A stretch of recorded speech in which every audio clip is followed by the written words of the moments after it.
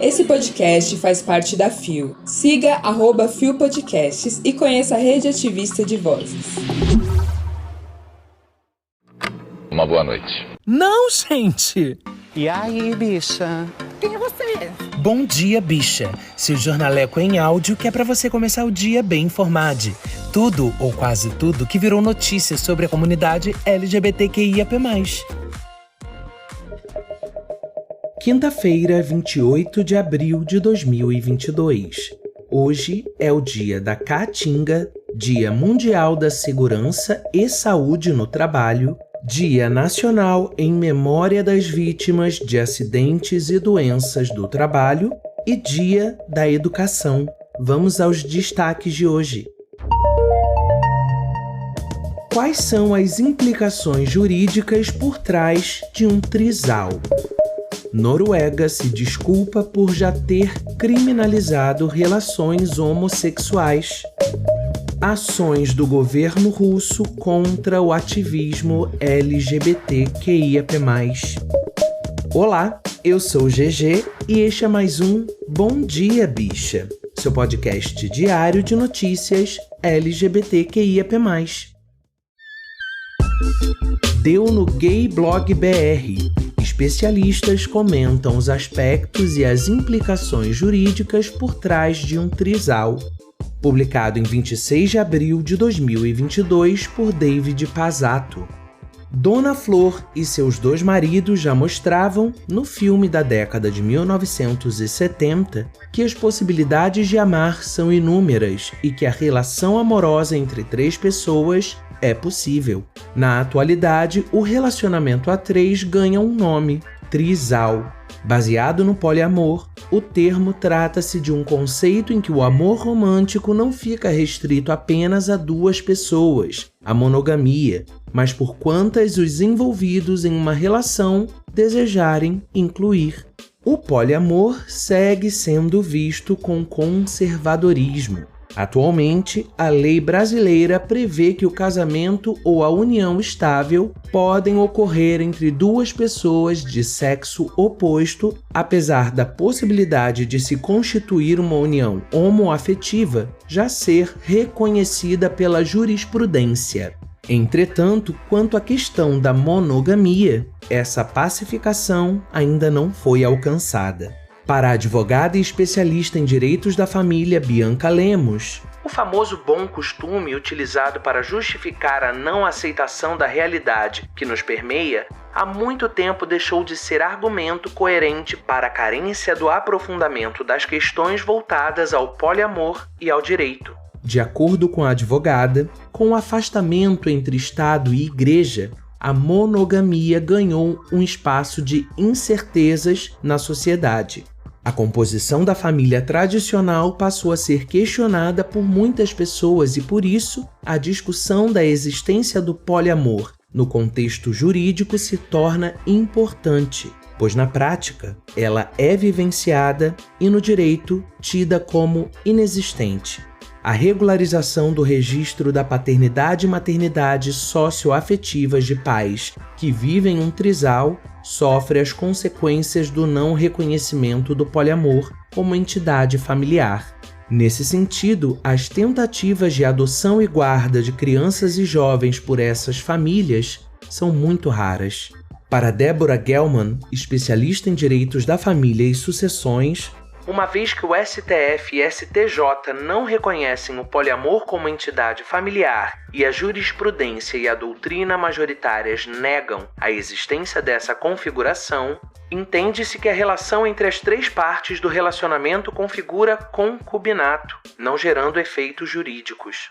A advogada acrescenta que a falta de segurança jurídica das famílias poligâmicas se intensifica por ir contra os princípios constitucionais da dignidade da pessoa humana, da afetividade, igualdade e liberdade, fazendo urgir mudanças relativas ao tema. Já nos casos de partilhas de bens, Débora explica que já houve jurisprudência favorável à coexistência de duas ou mais relações afetivas paralelas em que as pessoas se aceitam mutuamente.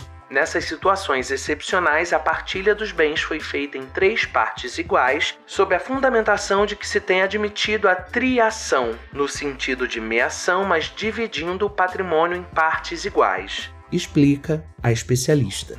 De acordo com as advogadas Débora e Bianca, sócias da Lemos e Gelman, o princípio da monogamia, nesses casos, não deveria se sobrepor aos princípios da dignidade da pessoa humana, da afetividade, da autonomia privada, da pluralidade das entidades familiares e da liberdade, principalmente quando vivemos em um contexto em que as relações humanas carecem de proteção jurídica em igualdade com a realidade que as acompanham.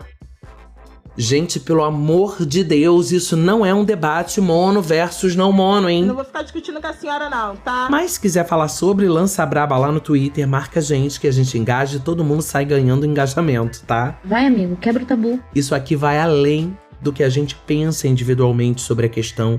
É o que tá posto, é realidade, é vida real. E como de praxe, a legislação não acompanha o dinamismo da vida, né? Gata. Aí mais uma questão que, claro, não acontece só nas comunidades LGBTQIAP+, mas que permeia nossas existências, sim, e o judiciário é que acaba tendo que dar conta de solucionar. Só que as soluções no judiciário só alcançam parte da população, gente que tem acesso às instâncias judiciais, e aí, né, o resto é Brasil.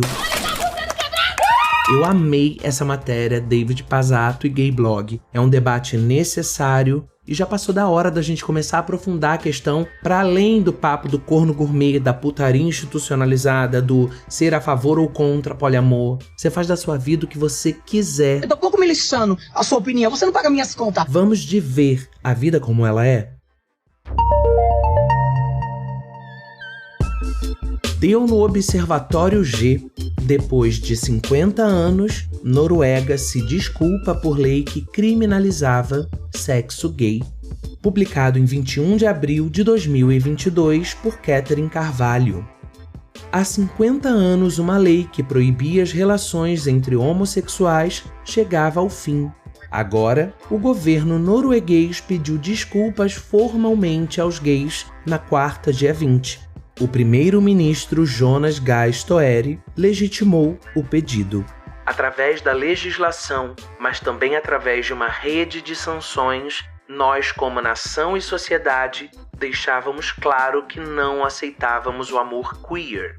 O governo deseja se desculpar por isso, disse Støre.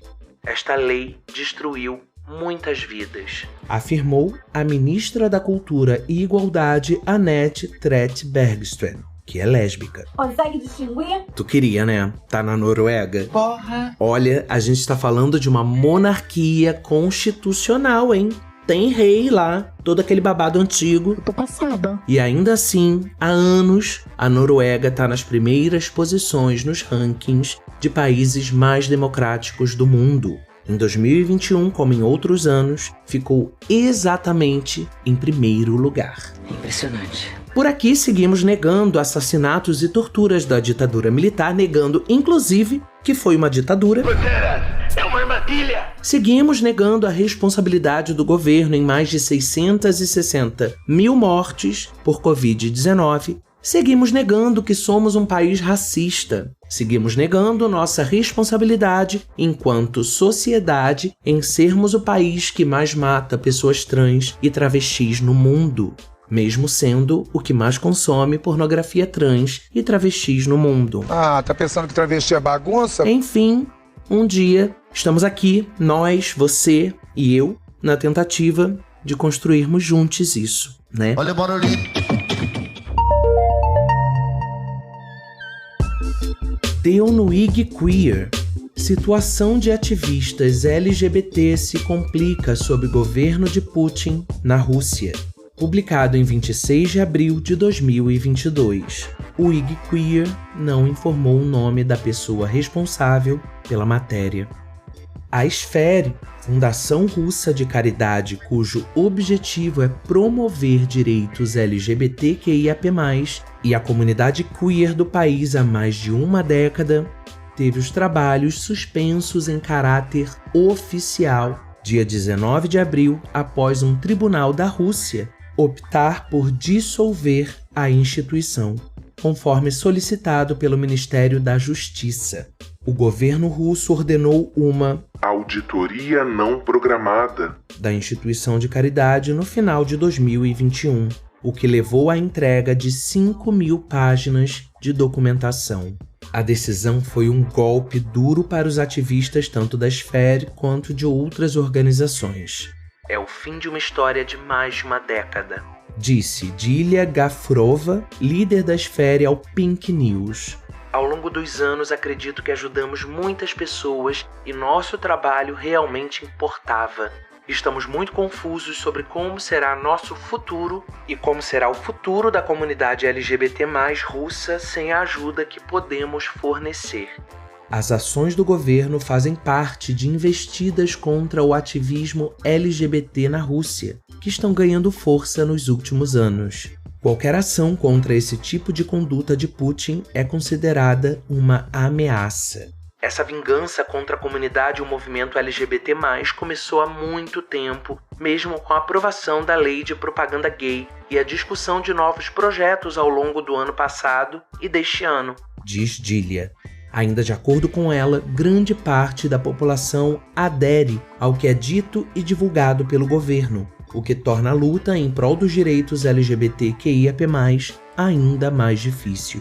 Quando o governo diz que é possível fazer propaganda das relações LGBT+, as pessoas acreditam nisso e são facilmente levadas a acreditar ser uma medida necessária para proteger as crianças. Então é por isso que as pessoas LGBT+, são em grande parte invisíveis e porque nossos problemas estão sendo amordaçados. Isso não apenas os torna invisíveis, mas os torna inimigos do Estado e os demoniza. Que merda, hein, gente? Que merda! O amigo do Bolsonaro aí fazendo bolsonarice. Aliás, é o contrário, né? Bolsonaro que faz putinice. Aliás, tenta porque nem pra isso é competente. Tá com pau, Porque Putin é um escroto, mas é um escroto com história. Bolsonaro só mama nas tetas da máquina pública há mais de 30 anos. Enfim, a perseguição às comunidades LGBTQIAP+, na Rússia não é novidade, infelizmente. E não, a Rússia há décadas não é um país socialista como haters tentam afirmar quando querem nos colocar em confronto com os ideais socialistas e comunistas, assim como Putin, que não passa nem perto da grandeza de ideais de Lenin e sua Revolução Russa. É muito triste hoje, agora, só podermos lamentar essa monstruosidade que acontece por lá e que coloca a Rússia tão próxima de países árabes, por exemplo, nas questões das nossas existências. O que podemos desejar é resistência.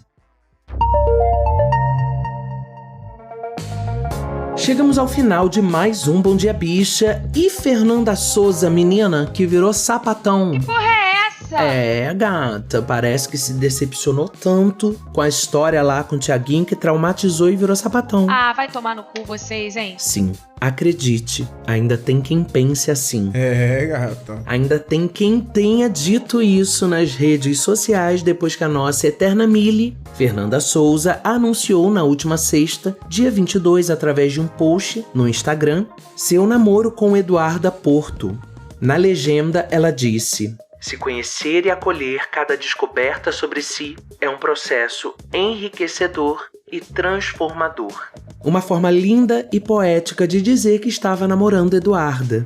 Em momento algum, ela se posicionou como uma mulher lésbica ou bissexual. Ela só nos contou que estava com Eduarda. Consegue distinguir? Porque então temos que presumir, determinar uma orientação sexual para Fernandinha. Porque temos que cravar algo que não só não sabemos da parte dela, como invalida a fluidez das nossas identidades, das nossas orientações. A gente ainda tem tanto a evoluir nisso, mesmo dentro das nossas comunidades. A gente ainda não se conhece ou reconhece. Não reduza a sexualidade ou a identidade de alguém a uma questão binária. Sim ou não, preto ou branco, homo ou hétero. Exatamente. E viva Fernandinha e Eduarda. Sejam felizes. E o lacre é certo nessa nova edição do No Limite, né? Apresentado por Fernando Fernandes, a nova temporada do reality tá apostando forte na diversidade. Criptomoedas? Ficaram com Deus. Nosso Pink Money é que tá com a cotação altíssima. R$20. Apesar de só um dos participantes, o Matheus, aqui do Rio de Janeiro, ter se declarado abertamente em seu vídeo de apresentação, pelo menos 5 participantes ali são do Vale. E o quê? As informações são da coluna do Fefito, do Splash Wall, e exatamente como a coluna, a gente acredita firmemente no poder da autodeclaração e acredita que tirar pessoas do armário é uma violência. Então, tal qual Fefito, não vamos falar em outros nomes, mas vamos acompanhar.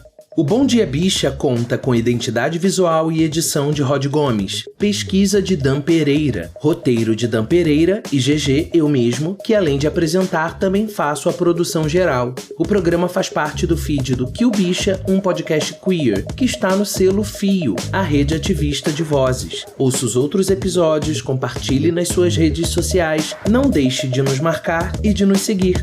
Então, amanhã, a partir das 6 da manhã, a gente está de volta e eu te espero aqui de novo. Beijo!